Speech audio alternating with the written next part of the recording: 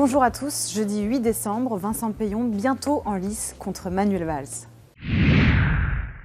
L'ancien ministre de l'Éducation nationale va lancer sa campagne, une candidature surprise poussée par les orphelins de François Hollande et ceux qui ne se reconnaissent pas dans le duel entre Valls et Montebourg. L'ancien Premier ministre a d'ailleurs été chahuté hier pour son premier meeting. Laurence Rossignol, qui le soutient, s'énerve contre ce front tout sauf Valls. Moi, je ne vais pas dire du mal d'aucun des candidats parce que j'ai en tête leur rassemblement. Mais vous ne comprenez En pas revanche, cette candidature. C'est une candidature, j'espère qu'elle n'a pas pour but de rassembler ceux qui, d'une part, seraient déjà au coup d'après et dans l'élection présidentielle suivante, ou ceux qui seraient dans les règlements de compte du coup d'avant. Pendant que la gauche organise sa primaire, le candidat de la droite, François Fillon, s'impose une diète médiatique. Il travaille notamment sur son programme et sa réforme de la sécurité sociale qui fait beaucoup parler. C'est une approche qu'il explicitera, qui n'est pas la bonne approche. Voilà. Bon, donc, Je suis désolé si certains ont pu comprendre que c'était le cœur de sa réforme. Ça ne l'est pas. Il le dira encore une fois dans quelques jours. Il aura l'occasion de le dire. Vous pensiez qu'il était trop silencieux. Eh bien, de ce point de vue-là, il sortira de ce silence. Mathias Léridon, spécialiste de la communication politique, décrypte la candidature surprise de Vincent Peillon. Bonjour Mathias Léridon. Bonjour. Alors 2 jours après la candidature de Manuel Valls, on a encore une nouvelle candidature au PS pour la primaire, c'est celle de Vincent Peillon. Alors quel est son pari finalement? Est-ce qu'il veut être le 3e homme entre Manuel Valls et Arnaud Montebourg? Le pari de Vincent Peillon, c'est le pari de la surprise dans cette primaire pour le Parti socialiste. Et cette stratégie de communication, de la préparation de la surprise, elle est très organisée, elle est très pensée. D'abord, le premier pari, c'est celui de l'annonce de l'annonce. Alors aujourd'hui, c'est une technique de communication classique. On crée le teasing, on crée la montée en pression. Mais Vincent Peillon le fait de façon un peu différente. Ça n'est pas un teasing qu'il prépare lui-même.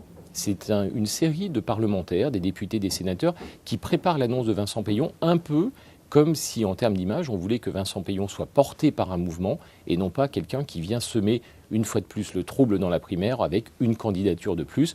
On a vu d'ailleurs la réaction immédiate de Manuel Valls en disant finalement que les candidatures ne devaient pas être des candidatures de division, des candidatures contre, mais des candidatures pour. Vincent Peillon veut être, s'il se déclare, un candidat qui est au nom d'un collectif. Ça, c'est son premier pari de communication. Il y a un deuxième pari de communication, c'est celui de la posture sur le fond. Vincent Peillon, c'est l'homme des grandes réformes, notamment celle de l'éducation nationale. En ce sens, il apparaît comme étant un peu le penseur, avec un contenu très fort. On a une petite relation avec le positionnement de François Fillon, c'est-à-dire l'homme qui a un programme, qui n'est peut-être pas très brillant, qui n'est peut-être pas très communicant. C'est un professeur de philosophie. C'est quelqu'un qui réfléchit sur le contenu. Il y a une proximité avec la candidature de François Fillon. Et puis le troisième pari de communication, c'est la rapidité de sa candidature. Parce que Vincent Peillon, il y a 2 jours, personne n'y pensait.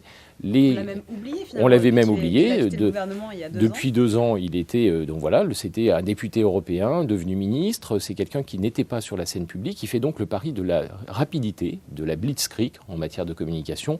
1 mois pour convaincre avant les primaires. Mais si l'on regarde la candidature de Vincent Peillon par rapport à toutes les autres candidatures de cette primaire à gauche, Vincent Peillon a tous les ADN pour réussir s'il se présente. Merci beaucoup, Mathias Léridon. Notre invité aujourd'hui, Gérard Longuet, sénateur Les Républicains de la Meuse.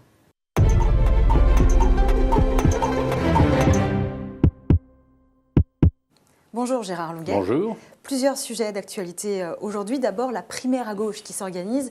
Ils sont nombreux à être sur la ligne de départ. Ensuite, le premier gros meeting de campagne de Nicolas Dupont-Aignan, c'était hier soir à Paris.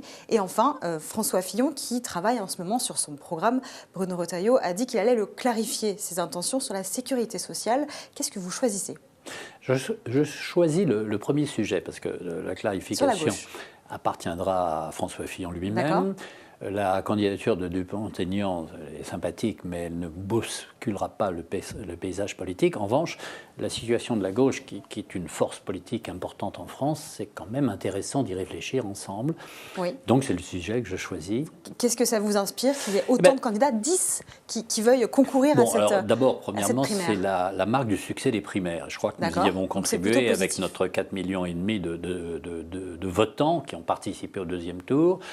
Et c'est ensuite une bonne formule parce que cela permet aux différents points de vue de s'exprimer et de se compter. Pas seulement les personnalités, les points de vue. Or, la gauche est profondément divisée. Oui. Vous avez d'ailleurs de très nombreux candidats et important en dehors de la primaire. Je pense à Emmanuel Macron, par exemple, ou je pense aussi. à Mélenchon. Et à l'intérieur même du Parti socialiste, vous avez des tensions très fortes entre, en effet, des socialistes de gouvernement plus pragmatiques, des socialistes plus doctrinaires, des socialistes campés sur des positions anciennes. Et moi, je suis très heureux que ce débat public ait lieu pour savoir où sont les électeurs de gauche et ce qu'ils veulent, et surtout quels seront les messages qu'ils entendront, parce qu'on a besoin de savoir à qui on a affaire dans ce pays.